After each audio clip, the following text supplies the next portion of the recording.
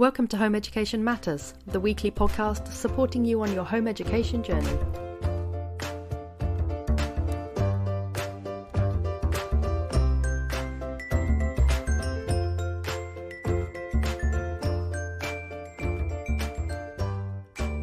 Hello and welcome to Home Education Matters, and today I am joined by Lianne Abram, and we are going to be talking about online schooling. And it's a bit of a polarizing topic, online schooling, because for some home educators it is the opposite of what they consider home education to be, which is all about freedom and flexibility and autonomy of learning. But for other parents, it's a real lifeline when you're home educating, to have something structured that you can sit your child down in front of, especially if you work or if you have younger children. So I thought I would bring in an expert on online schooling, and that is Lianne, because Lianne has a directory of online schools, so there's nothing she doesn't know about it. So here we are, bigged her up. So now, Lianne, you can tell us a little bit about yourself. Oh, lovely. Thank you, Eleanor. Delighted to be here. So I'm the founder of Which Online School, which you've said is a directory of online schools. Started about 2 years ago. Idea came to me as I saw a rapidly growing number of schools and how do parents make sense of what each provider offers. I'm not a business person. I'm not an entrepreneur. I'm a qualified teacher with experience of working in online schools. But this idea came to me, decided to run with it. I think at the start there was about 15 schools on there. We're now up to 40 plus. So yeah, it was growing then, and it's grown remarkably in the last 2 years. It really is growing, isn't it? It's a really expanding market. And I'm assuming that's because during COVID, everybody had their learning online, or the children had their learning online. And so parents now see this as something more of a viable option. Yeah, for sure. Obviously, schools provided online education during lockdown, but it wasn't the same as what you would experience in an online school. And in fact, many parents did switch to online education during this period just to give their children some stability. And then, of course, some stayed and some returned to physical schools. But yeah, it's grown incredibly over the last 2 years. What would you say is the main difference then between the lockdown learning, if you like, and online schooling? What would you say is the main difference there? Having experienced both as a teacher, I think it's the structure that you are providing. An online school is set up to provide learning via an online platform. So they'll have the technology. They will have, basically everything is set up to make sure that learning is taking place in that setting. Whereas in a physical school, it didn't work like that. It got better. Most definitely. I think as time went on, teachers became more able to adapt to delivering learning online. But the two are very, very different. I think as well, the online schools, obviously the teachers that they bring in are used to delivering content online, whereas during lockdown, a lot of teachers, quite old school teachers, were suddenly thrown into this world of Zoom and headphones and, meetups and breakout rooms and all these things that actually strike fear of God into a lot of us. I think a lot of teachers really struggled with moving from the classroom into online learning. Yeah, I think probably I'm quite tech savvy, so for me it didn't pose much difficulty. But yeah, I absolutely agree. For some teachers, it really did strike the fear of God into them. And as I say, things like lessons that are set up to deliver in an online in a physical classroom, then to make that switch, to make that that learning still take place in an online setting, it can be very, very difficult. And there was a period of adaptation. Teachers did do it, absolutely they did. And it did get better. But an online school is set up to deliver learning that way. And there are so many different ways that can take place, not just, for example, via Zoom. There are other ways that the learning can be delivered. So parents did switch to online schools. Some did. From my own experience, having working in an online school during the start of the pandemic, and they wanted that stability. They wanted the children to continue with their education as uninterrupted as possible. And some did stay when schools reopened because they felt actually the offer was better for their child than returning to a physical setting.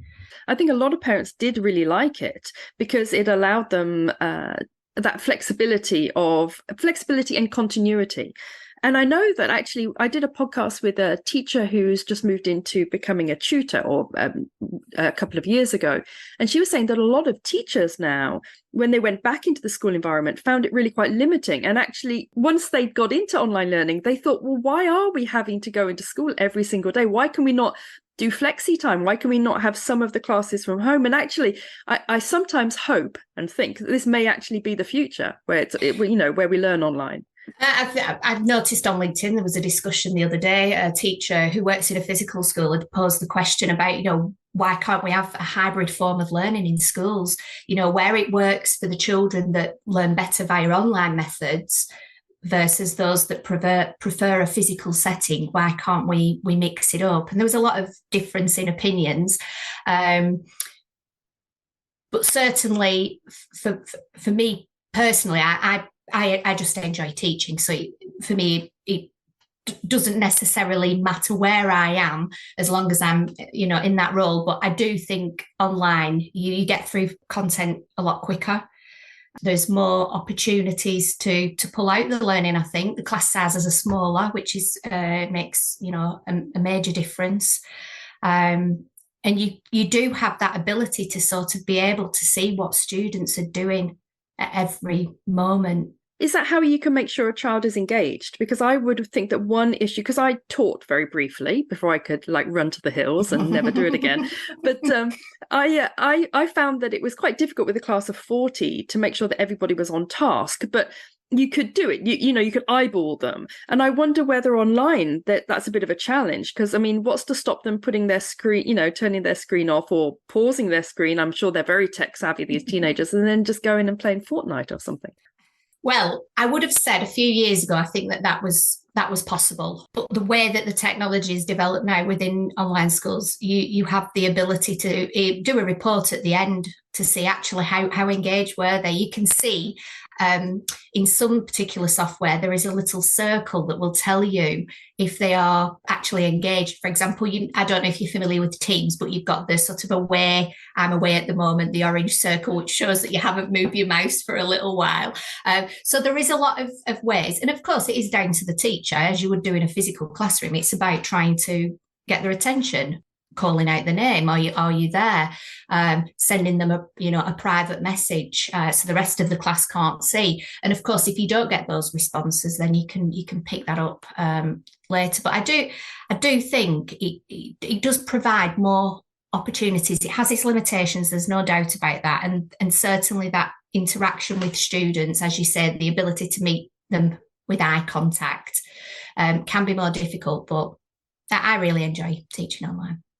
Yeah, and actually, when you were just describing that, we are going to get on to the pros and cons of online schooling, but as you were describing that a teacher could send a private message to a pupil and just sort of say, everything all right there? Because you're not really saying very much. And actually, how much nicer that is than in school, where, back in my day, you get a blackboard rubber thrown at your head, but obviously more recently, yes, quite, times have changed. But even in modern classrooms, you can't actually subtly or privately do that. The most you could do is go up to them and whisper in their ear, and realistically, you don't really have time for that. So actually, It's quite nice that there is that ability. But for today's podcast, we're going to be defining what is and isn't an online school. We're going to be talking about the pros and cons of online schooling, and then we're going to be also asking Lianne what to look out for when you're choosing an online school. So that's the sort of main structure of today's podcast. So let's move on to defining an online school, because I would have thought that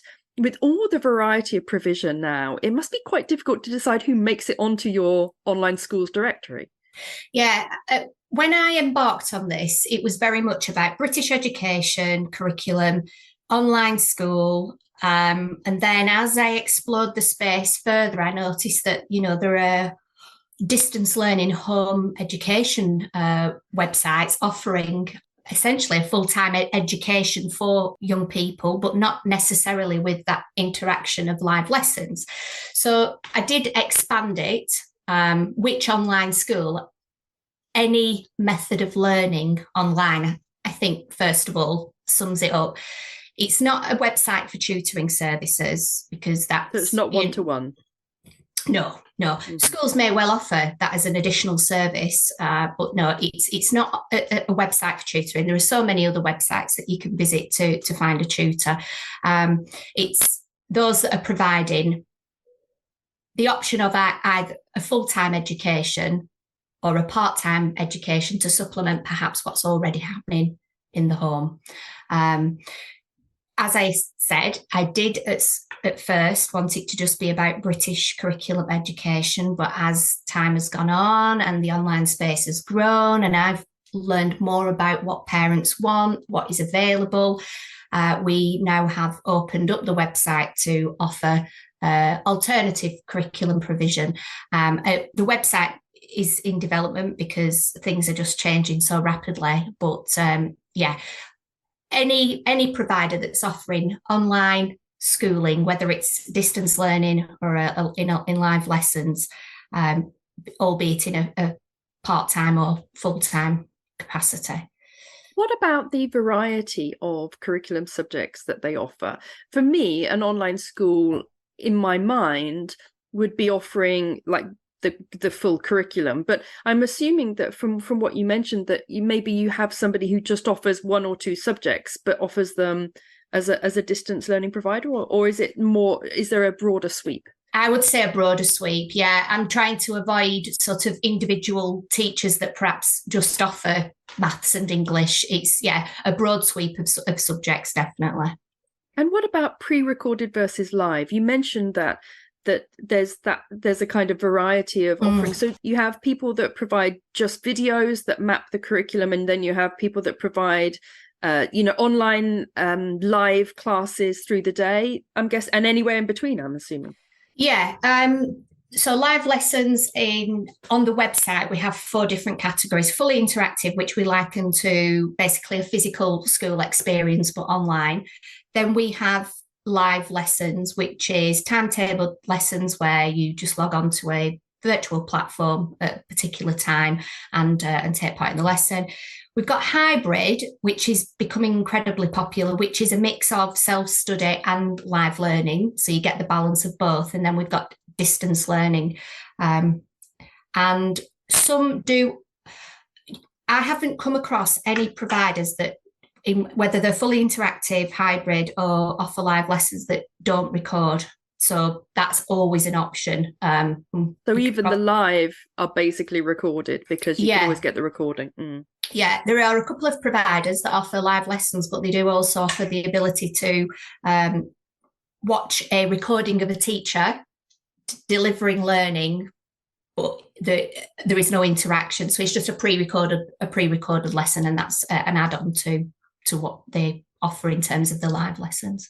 I know when I was looking at courses for my children when they were a little bit younger, I always wanted ones that had a recording that was sent out after the event if they happen to be live classes, because so often, particularly when you home educate, there's so many groups and things that you go to, and that was always a priority for us, and I was never going to not let them go to a group because they happened to have a class on. And so it was very nice for me to be able to have the recordings, and actually most now do that, but there was a time when I first started, like 7-8 years ago, when you really struggled to get the recordings. You had to specifically ask, and then they were like, oh, I can record it for you, and it was always a bit of a faff. But it's nice to have that flexibility when you home educate, because you are often out and about during the school day, aren't you? Yeah, absolutely. The flexibility, and they are pretty much just instantly downloaded onto a platform, and they are there. And also, if you miss the lesson due to ill health, due to attending other activities, you can watch it back. But also, it makes for great revision material, particularly for when you're about to embark on your examinations.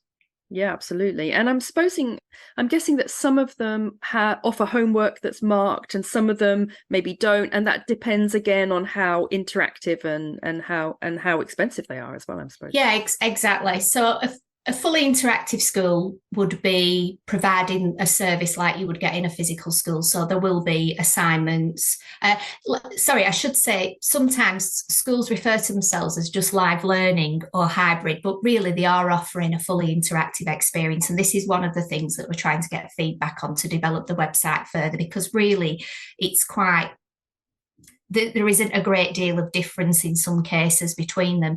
But a fully interactive or a school that is offering what a physical school would do would always provide assignments. You'll be able to contact a teacher if you need help. You'll have access to the lessons. You will probably have access to some form of extracurricular activities that you can take part in.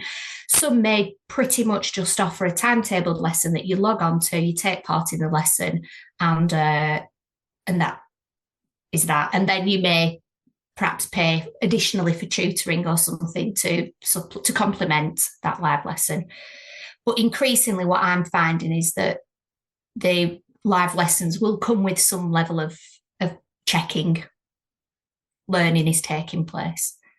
And you mentioned alternative curriculums that you're now bringing in. So can you give us some examples of alternative schools that you have on your directory? Yeah, absolutely. So we've got a provider that is offering advanced placement. The American system. Correct. Yes. Which I'm not going to pretend to be an expert, but it's offering additional exploration of subjects beyond perhaps what you would get in your normal curriculum. And I apologise for any listeners that if I've got that wrong. But we've actually done a podcast on APs. So if anybody is interested in finding out more about advanced placement exams, which is what quite a lot of students who follow the high school diploma do. Correct. They're basically half of an A-level, but they equate to a full A-level, but they're half of an A-level study and time, so it takes about a year. But we have a podcast that is all about APs, and it's a very interesting alternative route into university, isn't it? APs. Yeah, I think I need to have a listen to that podcast, Eleanor. But certainly, we've got AP. We've got what else? What else do we have? We have a provider that is offering. I couldn't really explain what it is, but it's basically like the Spanish equivalent of would say a high school diploma. So that's quite an interesting one. We've got what else? Oh, international baccalaureate, and just about to put another one on the website that is offering the American high school diploma internationally to students. So majority are offering British curriculum education, but there is more now that are coming on board that don't. And I just think that makes for, a much more diverse array of providers that gives parents more options. Nice. I mean, the IB, I know the International Baccalaureate, I know that there's one online school that have launched that. I think, is it King's? Correct, yes. Yeah, and I have to say, I mean, they are very expensive for the IB. I can't even remember how much it was, but I remember looking at it and wincing. I was like, wowza. It was like astonishing for the IB. However, I'm a massive IB fan. My children are now too far sort of down the road to switch to IB, but I think the IB provision is lovely. And I really like the high school diploma route. My daughter's doing the high school diploma, and it's a nice route. Oh, that's so parents who perhaps aren't really sure or just want to see what the options are, they can go onto your directory and they can just browse the different offerings and think, oh, do you know what, that, the IB, that really suits my child and I've got tons of cash, or the high school diploma, that also suits my child and I maybe don't have tons of cash. So that's good. So they've got their different offerings. Okay, so let's have a little chat about the pros and cons of online schooling, because as a seasoned home educator, I have been brought up in the home education world to believe that online schools aren't really home education, because they are, I'm gonna hit you with some of the cons in my mind. They are expensive. They replicate school, which can be quite difficult if you've taken your child out of school, because obviously they're just replicating school, which can be quite triggering. If your child has struggled academically in school or struggles to engage with learning in school, you take them out, you put them in an online school, no, you're just moving the problem into your home. Flexibility, one of the good things about home ed is that you're very flexible about going with your child's learning. Oh, look, they love dinosaurs this week. Let's do dinosaurs. Oh, wow, they want to learn about penicillin. We're doing a penicillin week. And you lose some of that flexibility. I would say that autonomy of learning, that gets taken away because the child is basically following a system. So they don't wake up and think, okay, what do I need to do today? I'm going to schedule in my lessons. I'm going to think about what I need to do and how I'm going to achieve that. They perhaps have some of the choice taken away, because when you home educate, you can choose all sorts of different curriculum subjects, astronomy and environmental management, travel and tourism. I mean, there's wacky subjects that you're able to take as an external candidate. And also some of the socializing, because a lot of the lessons take place during the day. Particularly with some of the live classes, as I mentioned, if you've got home ed meetups, they're also during the day, so that can impact on opportunities for socializing. So I feel like I've hit you with a lot of cons. So feel free to come back at me on any of those, or start listing the positives, and let's have a kind of back and forth about. Yeah, no problem. I think you raised some important real challenges there, and I agree that they can pose problems, but I think understanding the online space as it is now, some of those can be overcome. I have sort of immersed myself in the home education space over about the last 5-6 months to better understand it. If I'm going to provide a platform for parents, an impartial free platform, I might add, but it's important that I understand some of the types of challenges, the questions that home educating parents will ask. I think one of the first ones, maybe we'll just go straight on to this one, is the cost. It's one of the things that I've not been able to sufficiently demonstrate yet on the platform, because no school charges like for like. Some charge per annum, some charge by subject or by course or by week, and it was incredibly complex. We are currently trying to work out how we do that, because I do think you don't want your child's education to come down to a cost, but the reality is it will do. And to be able to go onto the platform and actually search via cost is really important. It's cheaper than private it's a form of private education. It's certainly cheaper than attending a private physical school. Some of the prices, I think it is possible, if you don't need a full sort of day's education week by week, and you just want to cherry pick some of those subjects that perhaps you can't deliver yourself at home, just might not be possible, then you may opt to do some additional lessons, I don't know, in maths or science, and then and the rest, then you've still got that flexibility at home. You have reduced the cost somewhat.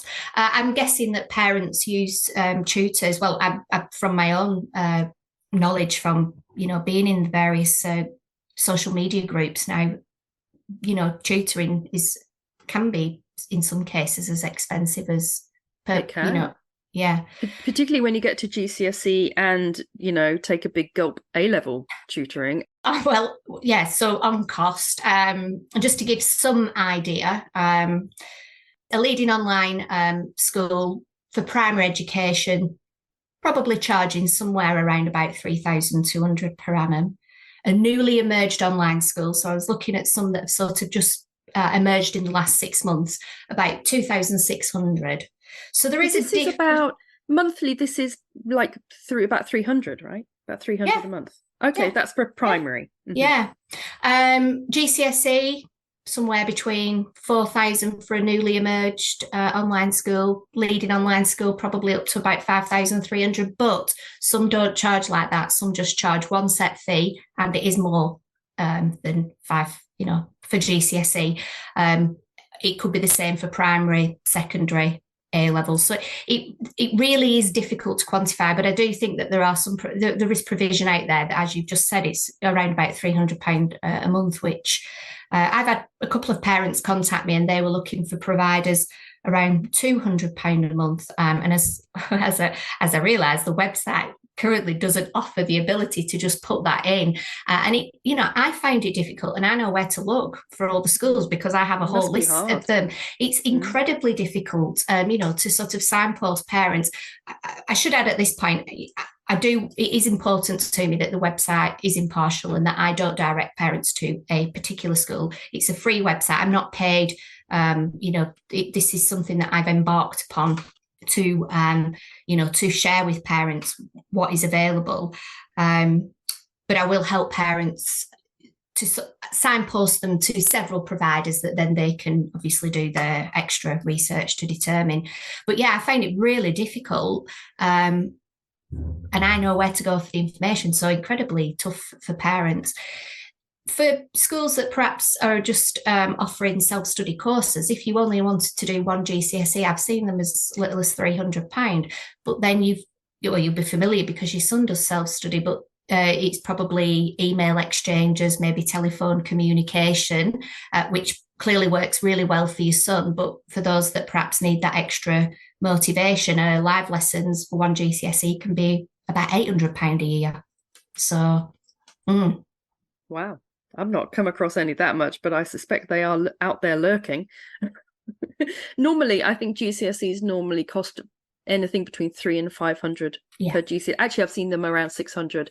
So anything between 300 and 600 per GCSE. So realistically, if that's 1 year's worth of study, you could break that down and actually 300, even 400 a month is not actually that disastrous if you want to do lots of GCSEs. Obviously, you don't need to do more than about 6 or maybe maximum 7 GCSEs. And I think a lot of parents, they feel that they need to do as many as schools do, which is like 10 or 11 or something. But actually schools do that many just to make sure that they're like, it's like a kind of safety net. Yeah, exactly. I was going to say a crap shoot, but I'm not sure if that's the right term. But basically where they just fire as much as possible at it in the hope that a few get over the net. And obviously when you home educate, you can just really focus and just do 6 or 7. Are there online schools that allow that kind of flexibility where you can just choose? Oh yeah, absolutely. The two options that I shared for the sort of range of primary fees and secondary fees, you will find that most online schools don't. If they offer a package, which is the two that I shared with you, it will probably be the core subjects and then a choice of 2, 3, 4 others, basically as exactly you just said. But then, of course, you do have the option of studying additional subjects if you want to. Of course, that costs extra. I think when you home educate, sometimes it's very nice to know that you're ticking off the basics of like maths, English, science, for example. I think it's very reassuring, especially if I'm not very good at maths, and I found maths quite stressful to teach because I just wasn't confident in it. And that's why I ended up getting tutors. And ultimately, if you start getting a tutor around about age 12, 13 to get your child through GCSE, which is what I've had to do with my daughter, who's also not a big fan of maths, that's a lot of money over 4 years. Yeah, absolutely. Yeah, and I think just to add on to that, it does provide the structure perhaps for those parents that are less confident with home education. Sorry, I'm moving on now, Eleanor. Well, let's move on. Shall we counter some more cons? Can you remember all the ones I fired at you? I did. Yeah, I did make a note of a few. So we've got the replicating school, which I think that is an important point. And that will be, I suppose, if you did take your child out of school, what were the reasons for doing that? My son didn't get into his first choice school many, many years ago, his secondary school. We did eventually get him in on appeal, but it was quite a worrying time. And we looked at private education. It was really upset me. The choice that he was given wasn't right for him. I think if online education had been around then, it never even entertained my mind to home educate him, I must be honest. I probably would have considered putting him in an online school. So I think it does depend on the reasons that you've taken your child out and what it is that the online school is offering that either makes it, I guess, better or different to that. So I think that would be the first thing. Why? What are the reasons why you did that? Of course, if it's because they weren't getting the right level of support, if one of the benefits of online schools is some are very much focused on being therefore neurodiverse learners. Many others focus on that. So if that was a reason that they weren't getting that level of support in school, you may find that an online school is better able to provide for them. I was going to ask you about that actually, because are there particular providers that can specialize in, for example, autism or children with ADHD, and can they search for that through your directory? Yes, they can. So yes, there are several providers that very much are focused on being a provider for children that are neurodiverse or do have other needs. And on the website, again, development needed, but it's at the moment it's just marked as SEN. I'm not happy with that, and that's something that we're going to be developing. But it will bring up a list of providers that offer that provision. That's good to know. Okay, what about the idea that socially it limits you socially because it removes some of that flexibility about when you can learn and when you can go to home ed groups and things like that? I think we've already touched on one, haven't we, about the fact that if it's a self-study course, well, of course, you decide at what point you want to pick that study up. So it's self-paced, isn't it? If it's live learning, then pretty much everything is recorded, and attendance at an online school isn't like attendance at a physical school where they have to meet the target. It's about making sure that the learner has access to the materials, and that when it is suitable for them, that they can catch up with it. And of course, the teachers will be there checking if the material is being done. And there is the amount of time that is given to be able to complete the work. It's not a sort of treadmill. Are there socializing opportunities within the online school system? Yeah, absolutely. Yeah, I think that's a real concern for many parents, that their child's sort of just going to be sat at the computer all day. And there is limited opportunities. First of all, there is opportunities within if you're choosing a school that offers live learning within the virtual classroom, you have a chat box. There will be breakout rooms which support group work. You could have discussion forums. But so many schools now are offering additional ways for children to socialise with one another outside of the classroom. So different types of clubs. You have play rooms or common rooms that you can go in at break and lunchtime. And now some recognise that it's not just about what they have during the day every day, but it'd be really great if they could actually meet their peers physically at some point throughout the year, which I guess is probably similar to home education groups that meet.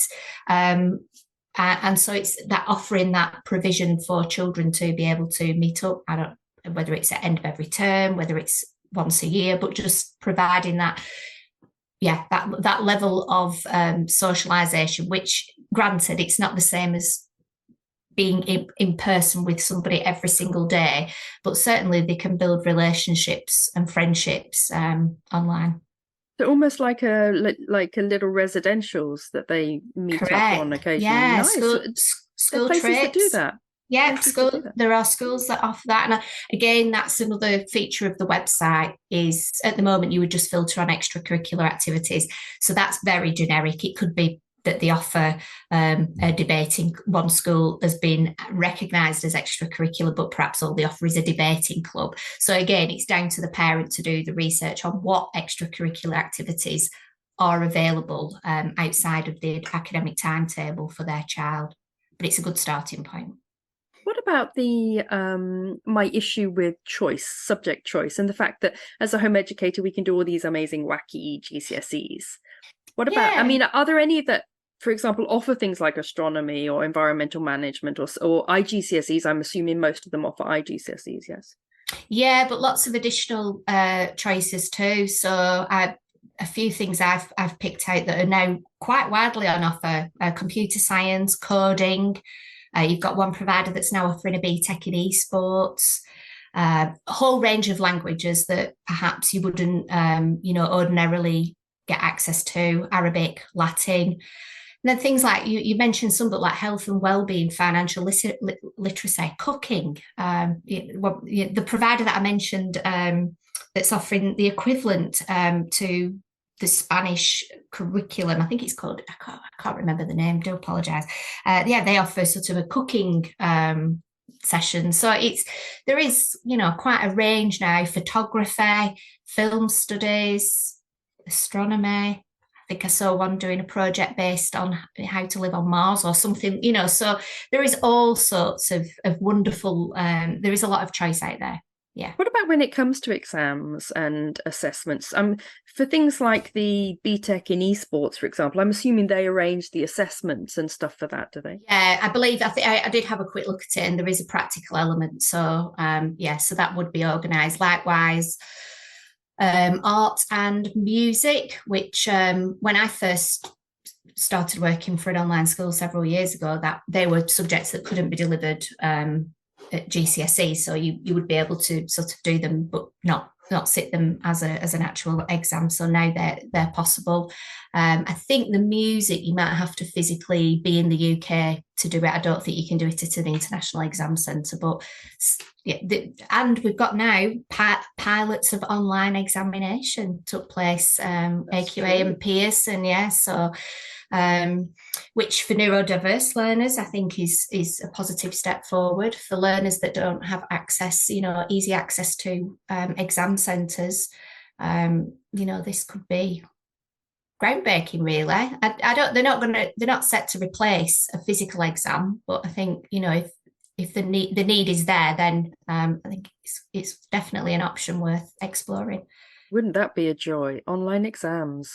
I think they'll come too late for my two, but that would have been, really a game changer, actually. I mean, our nearest exam centre was an hour and a half away, and morning exams were very, very difficult because it was in Bristol. We always got stuck in traffic. You're talking a 6 a.m. start to get your child to an exam, and you don't need that when you're sitting an exam. My two were quite young. They were 13, and it's like nobody needs to get up at 6 a.m. to sit an exam. It's rubbish. So, I mean, lockdown was actually quite nice for us because we were able to do these GCSEs online with Zoom and invigilated, and they sent the exam paper sealed, and you had to open it on the camera and then seal it up again on the camera. I mean, you can do it. You can do it so no one can cheat, and it seemed a very nice way of doing it. Okay, so I think my last beef with online schooling was the fact that it takes away the chance for the child to take responsibility for their learning and to have autonomy over their learning and structure it themselves and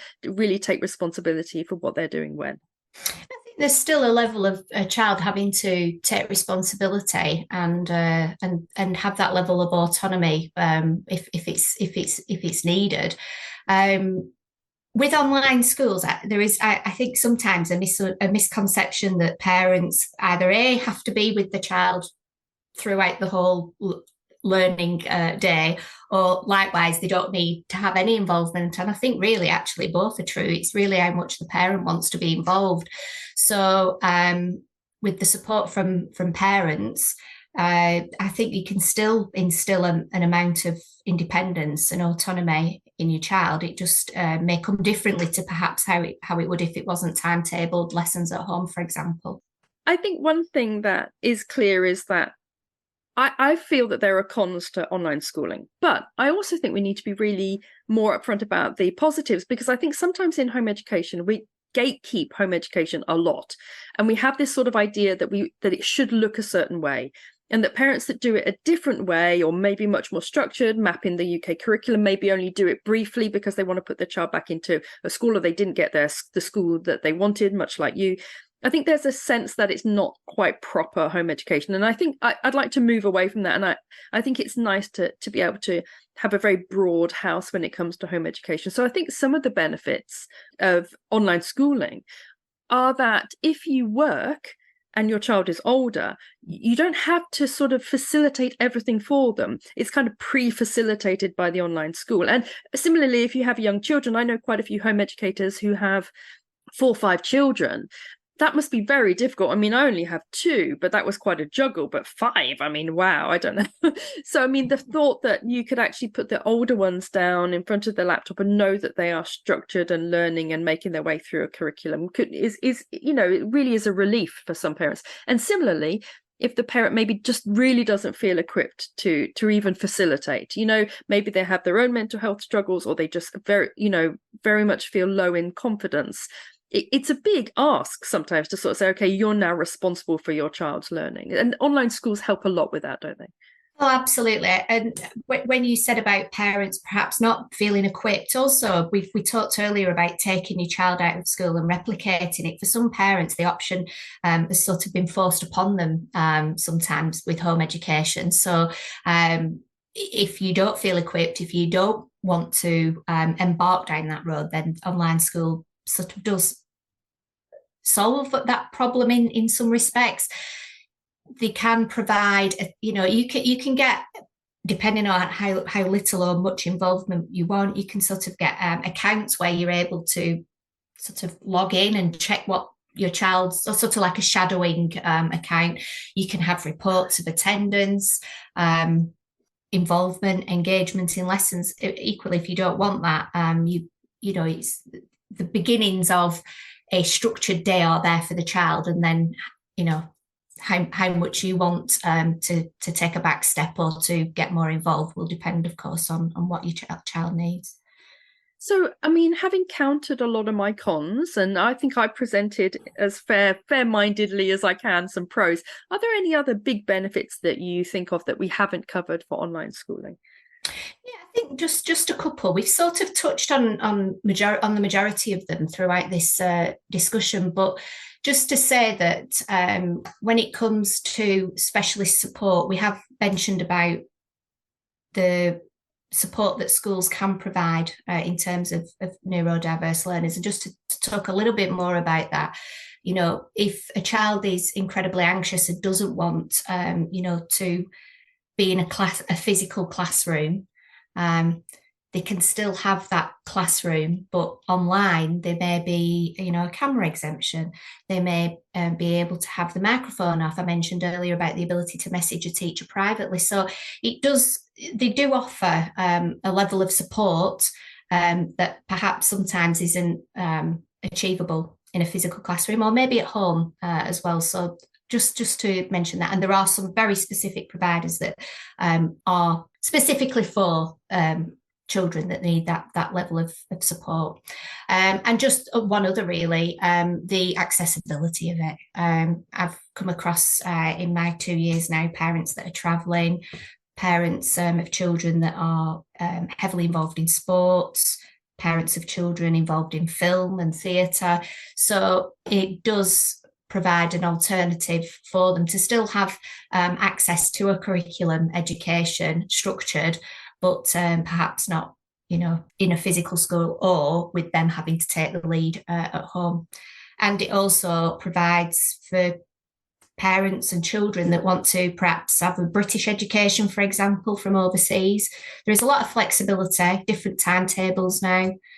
Parents accessing lessons in the Middle East and from Southeast Asia perhaps previously had to rely on recorded lessons and watch them the following day. Now there are schools that are offering different timetables geographically. So it really is, incredibly flexible, incredibly accessible. So there's UK online schools that offer lessons in different time zones. Correct. Yeah. Nice. That is nice. I mean, I was a world schooler for years, and I'm still in the world schooling community. And I know that mapping across to a curriculum, like a UK curriculum or something like that, is really popular with world schoolers, because there's so much when you world school, everything is changing all the time, and that's wonderful. But sometimes you do want like a certain amount of consistency. And I know that we used back in the day, the only available online school that I found was something called Acellus, which I think is now called Next Level Homeschool. And it was exactly this. It was basically you chose like 8 subjects or something, and videos, lessons, exercises, that kind of thing. It was really helpful. It was very linear, but it was American. And so in the end, we dropped it, when my children got to sort of 11 or 12, because I knew we'd have to go across then to the UK curriculum, but there just wasn't anything like that. And we liked that sense of structure and sense of consistency, that when everything's changing and you're in planes and you're getting trains and you're going to different countries, we had that little line of consistency in our learning. And we found it really helpful for that. Yeah, absolutely. So what sort of things should our home educating parents be looking out for when they're choosing an online school? So perhaps they've come onto your directory and they're browsing around and they're thinking, do you know what, like, I see that all these schools offering different things, but how do I know if it's a good school? How do I know if it's reputable? What sort of things should I be looking out for, and what are red flags?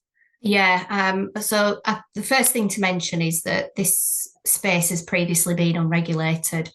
And so the UK government recognised that probably around the same time as I recognised there was an increase in the number of online schools. So did the Department for Education. So it's been quite a long process, but they have introduced the online accreditation scheme, which some providers are currently going through the process. And that essentially is for a provider. There are specifics, and it's a voluntary scheme, but providers can apply to be inspected and then be given this accreditation. And I believe I think it was supposed to be around this time, but I think things are behind. At some point, the DFE will start to recommend that parents only use schools that are part of this accreditation scheme. So yeah. And it's wonderful that it's being regulated in some respects, because it gives parents that are worried about how they find a suitable online provider, well, this is a guarantee that that provider is accredited, and they are reputable, and that they've been checked for various different things. Some providers, I'm aware, are not going to be applying to the voluntary scheme, despite the fact that they meet the criteria, because they want that level of autonomy. And one of the reasons that perhaps they created the school was to move away from that. So I can certainly see both sides. But what I will be making sure is that if the schools that are accredited, that they will be recognised on the website. I think that's absolutely essential. But there are other things that parents can also look out for. So there are other forms of accreditation, such as being recognised as a Cambridge school. And then beyond that, absolutely essential that they do their checks with other parents, and look at other recommendations. So we've created an online Facebook group. It's absolutely impartial. There is no self-promotion from schools, but there are teachers from online schools in the group. But it is there as a space for parents to ask questions. So that online group may be helpful. There are many other online groups, home education groups. Do your research beyond the website. Absolutely must. We are looking at putting the parent review function is there, and we hope to encourage schools to get parents also to put a review on which online school. Of course, you've got Trustpilot, and then I'd also say check social media. I think that's a really good way of gauging what sort of community an online school has. Facebook, Instagram. It's not perhaps about how often they post, but what sort of things do they post? And if they've not been active for a couple of years, let me know. If they're on the website, I had one parent that did contact me with concerns about an online school. And I did remove them from the website because they failed to respond to any of my questions. The parent was concerned about some of the questions that were raised during a discussion with this online school. So I did remove them because I wasn't confident that they were reputable or not.